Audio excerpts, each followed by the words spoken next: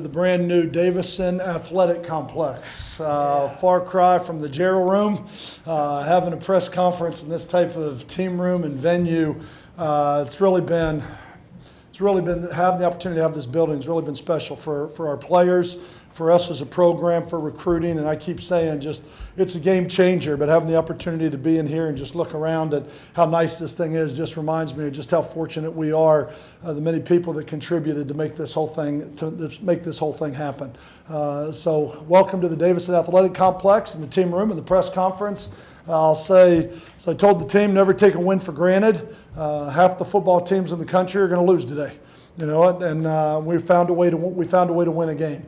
It was not what we would deem as an offensive performance, flashy, special, full of big plays and all that, but what it was, we did not have a turnover. It was solid, and it was a smart, hard-fought, routine, grind it out, win the football game type of performance as an offense. And I think there's a lot of guys I could sit up here and talk about, but really proud of what they did offensively today, even though we've had some opportunities to make some big plays. But what we did was we never hung our head and we kept grinding. Defensively, same thing. I mean, I think we had given up 100 yards at halftime. I thought the defense was keeping the ball in front of them. They were flying around. They were making some things happen.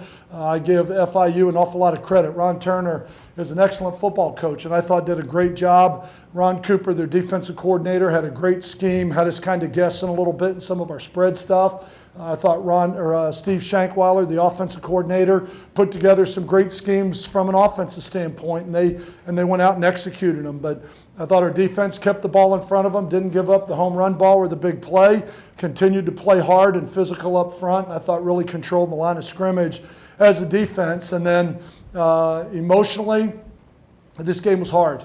Emotionally, when you came in here at halftime, they were spent. I mean, you could just see it in their eyes. Wasn't so much physical tiredness as just as emotionally. I think they were spent. Last week was hard. We talked about the challenge it was going to be coming in here and playing an emotional game at home. As drained as everybody was, but I'll tell you what, they didn't show it on the field. When you watch the film, you certainly won't see it because I thought they played incredibly hard. I thought they played incredibly physical. And like I said, did what they had to do to win the game. Special teams, I think our kick cover and punt cover teams did a much better job, but I think our kickoff return team has got a lot of work to do. We got a lot of work to do on our kick return team, and when you've got a guy as explosive as Carlos Henderson, you got to find a way to get him going. And right now, we've either got to look at personnel, who we're doing it with, or what we're doing, but we've got to get something going as we're 4 games in. 4 games in on kickoff return, we've got to make something happen with that, and at least give Carlos an opportunity to get to the second level. That's our responsibility as coaches and as players. So proud of the team, proud of the win. Always nice to win. Conference game at home. Kenneth Dixon is a stud. That guy, I think we're going to look back. I don't think we realize watching him play each and every week just what a special player he is. And I think we'll look back at these days and say, I remember when Kenneth Dixon was doing that in a Louisiana Tech uniform out there on that field. Because tell you what, I've had the opportunity to coach a lot of great players, and I've truly been blessed to be around some great running backs. But I don't know that I've ever had anybody play harder or be more competitive than Kenneth Dixon is as a running back. And just really glad that he's on our team because I think he's a special player. And this was a game that we said with their defensive ends, we're not going to sit back and pass pro them. We cannot throw the ball 50 times today. We're going to have to be able to run the ball, and we're going to give the ball to Kenneth Dixon. And he showed just how special he is, and he put this team on his back, scored 3 touchdowns, made a great competitive grab down there in the corner, went up and got it, and then had 2 great runs. Just really proud of him. What was the difference between this week and last week in terms of finishing the game? Didn't finish off Kansas State when you had a chance, and you finished off FIU at the late in the third, early in the fourth. You know, I don't want to say they didn't finish because I'll tell you what, I mean, when they take the ball and drive 92 yards with a minute to go put the game into overtime, hard to say that they didn't finish. I mean, it's just so did they. I think it was a different team. This team, we were able to run the ball this week. I think they've got really good defensive ends, but I don't see the similarities in the two just because of the differences in the teams we played and the defenses we played. I thought our team competed incredibly hard last week. I thought I wouldn't take anything away from them last week. Okay, well, I'll go back to last year. You said We were. So you finished the game today. Yep, we did. I mean, we did what we had. We did what we had to do. We were able to run the ball. I mean, that was the difference. We got the ball. They had a little momentum going, took the ball down the field, did a great job getting the onside kick, and then we were able to run the clock out from there and being able to run our 4-minute offense and make first downs and challenged our offensive line, and we had to make a first down. If we don't make a first down, we punt it back, and boy, that last drive they went the length of the field in, I don't know, 2 minutes, something like that, went about the length of the field in about 2 minutes, so I thought the offense did what they had to do to finish the game in the 4-minute offense. What did FIU do in the second half offensively to mix it up and get you on your heels? No, we weren't going to give up the big play. We said if we don't give up the big play, make them earn it. And what they did, they dinked and dunked us. They threw the ball underneath. We zone blitzed some, and they just threw a lot of quick game. We were blitzing them a lot in the first half and having some success with it. And they came out in the second half and said, we're not going to try and throw the ball down the field. We're just going to throw the ball underneath, and 1, 2, 3, and the ball's out, and the blitzes can't get there. And they did a good job of pitching and catching it on that drive. But you look at almost all of them. I mean, most of the throws were underneath. You know what I mean? Just underneath. And we just said we're comfortable with that. Keep the ball in front and rally to it and make tackles.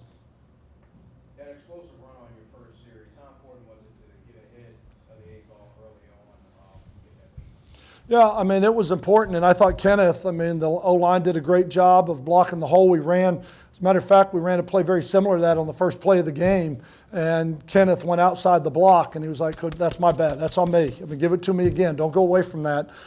He got back up inside, the pulling tackle, did a great job with the kick block, and then it was one-on-one with the safety, and Kenneth made him miss. And then went the distance. But no, I think it was huge to get off to a fast start and get up 7-0 on the board. It gave our defense a little bit of breathing room, knowing that, it's kind of like a pitcher in a 0-0 football or 0-0 baseball game. It's like, I just want to be able to take a breath and know I can make one mistake and we're still going to be okay. And I think that's big, and it gives your defense the opportunity to really be aggressive and play with some confidence when you have the lead. How big was it to have Paul Turner back this week? How big was what? To have Paul Turner back this week?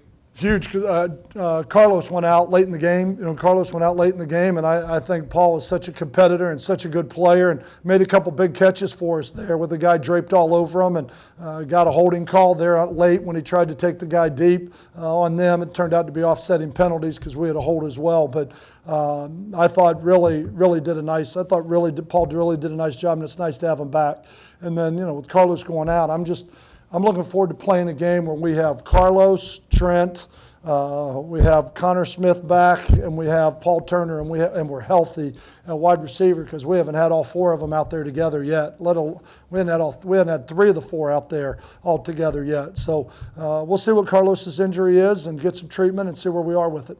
You rotated the interior offensive line a good bit in this game. Is it just to get some fresh legs out there? Well, and Brunson's back. Brunson came back last week, and I don't think he was ready to play a whole lot last week, but had a good week of practice this week, and having O'Shea, him, Robinson, and Mahaffey, and then having the 3 tackles. Carpenter played, Jens Danielson played, Darryl Brown played. We played 7 guys, 7 guys on the offensive line, and rolled a lot of them to try and keep some fresh guys up there. They've all earned the right to play, and right now I don't see a big difference between any of them. You know what I mean? I think they're all just playing really solid football, and I thought they did a nice job today on the run game inside. We did not do a very good job protecting our passer against 2 of the better pass rushers in this league. How important is it for your offense to have that added dimension of Driscoll's rushing ability?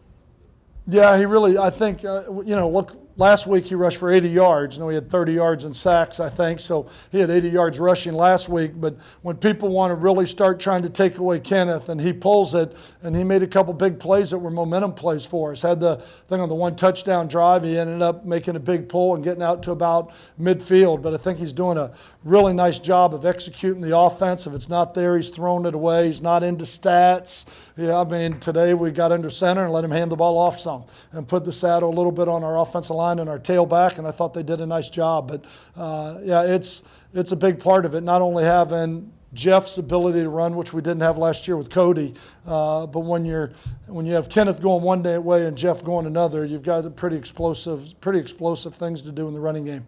Why do you think some of the single back 2 tight end looks would be so effective coming into the game? just all the movement that they were doing and the scheme that they put together. We didn't come in and say we were going to play a lot of tight end fullback. We didn't come in and go, hey, we're going to get in this and pound the ball. It's always been a dimension in our offense that we have if we need. And I felt like with what they were doing in our spread game and bringing corner fires and field blitzes and making it all look the same and jockeying back and forth, you were in a guessing game, and you guessed right, you maybe gained 10. If you guessed wrong, you lost 3.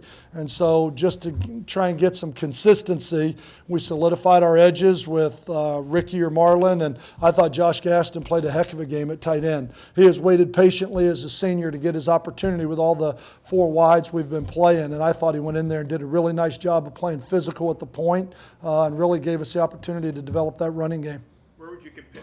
Would you compare their front 7 to the rest of the front 7s you played this year?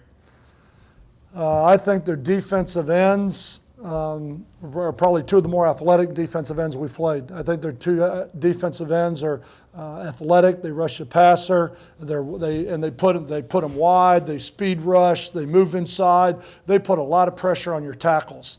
Last week and against Western Kentucky, they put a lot of pressure on our interior, on our centers and guards. A lot of moving, twisting, and doing a lot of that type of stuff. And I think they have 2 of the better defensive ends, but I think Kansas State's 2 guys inside were flat-out men. I mean, I thought they were big, strong anchors in the middle that were really hard to get any type of inside running game going that we were able to get today because of the way we played inside and the speed that they have on the perimeter with their rush ends. What type of impact did Bo Feet have? It seemed like every time he was in the backfield. Yeah, Bo, I thought, Nick Thomason played great last week. Bo Feet at the will linebacker, I thought played really well this week. Did some really good things. I think especially, just at the end, it was play, base defense, get in your zone, eye the quarterback, rally to the ball, and make the tackle. Give him the underneath throw. And I thought early when we were bringing a lot of pressure, Bo's very athletic. And I think that both Bo and Nick are doing a really nice job. But last week, Nick was the guy that came free an awful lot. And I'm sure when they watched film and they saw 24, they were sliding protection, and that gave Bo some opportunities to be one-on-one and get in the backfield. And I thought the front 4 played really well up front and create some penetration. For the first time in 11 home games, defense hasn't had an interception. Do you think that, especially the secondary, might be pressing since last year? There were a few balls that C.J. Cleveland literally hit him in the face. Yeah, exactly. Almost had a pick 6, was like a few inches away. What do you think of that? No, I don't think it's so much press. And I think, when you look at other teams pay their coaches and have scholarships too, and they watch those films and say, wow, you look at how we won last year. We created a lot of turnovers. We made a lot of big plays. And so what we're seeing more of this year is underneath ball control passing. Don't put the ball in danger. And then defensively, we're seeing a lot of quarter 4 deep. Don't give up the big play and keep the ball in front of us. And that's why I thought today was I thought it was a great victory for us as a football team because, like I said, it wasn't about flash and sizzle and blitzes and interceptions and turnovers. It was about fundamental football. Don't turn the ball over, run the ball, play action pass, keep the ball in front of you, make the tackle, and find a way to win. And our football team did that today. Like I said, it may not have a lot of sizzle, but there was a lot of substance in that win out there today for us as a football team. With this being an early kickoff, you've got an opportunity to go home and watch ULL if you'd like. Is that in the cards tonight? Well, I like having the opportunity to play early. I like the 1:30 game. I like an 11 o'clock game. I like the early game, having the opportunity, get out of bed, eat pregame meal, get on the bus, come to the stadium, let's play. I think it's hard sitting around all day waiting for a game at 7 o'clock. It's hard for your football team. But I felt like, the last 2 weeks playing an earlier game, our football team's gone out there. It's really, you don't have time to think. You wake up, you shower, you eat, you go play, put on your uniform and play. But what it also does is gives you the opportunity to enjoy the afternoon a little bit more, to go home, watch college football, let everybody else sweat over a 4th down call for a while you sit on the couch and watch them. Having ULL and with them being next week's opponent, give us an opportunity to watch that game on TV, see it from a little different perspective than the coach's film that we get. And so we'll get an opportunity to watch that a little bit and kind of enjoy this win and then come back in tomorrow morning and get ready for ULL. What did that tell you about this win, about your team? The first 3 games been throwing it all over the yard. Now, you know, like you just said, not a lot of sizzle, substance. Yes. Hard-nosed win. What did that tell you? What did you learn about That's just that proud. I'm really proud of them. It's healthy to win a game like this, to grind it out and find a way to win. You know, a close football game that's in question. You got to run the ball. You got to make some stops. You know, I'm proud the offense didn't have a turnover. You know, I mean, I don't know how long it's been since we've gone a game without a turnover, but in the last 2 games that we've lost, I believe we've had 4. And we're -2 on the turnover ratio in the last 2 games. And we talked as a team, if you can have 2 turnovers if your defense gets 3. But if your defense doesn't get any, your offense can't have any.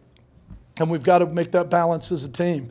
And I thought they came out and they grinded out a win today. It was a hard-fought game, a conference game that was very physical.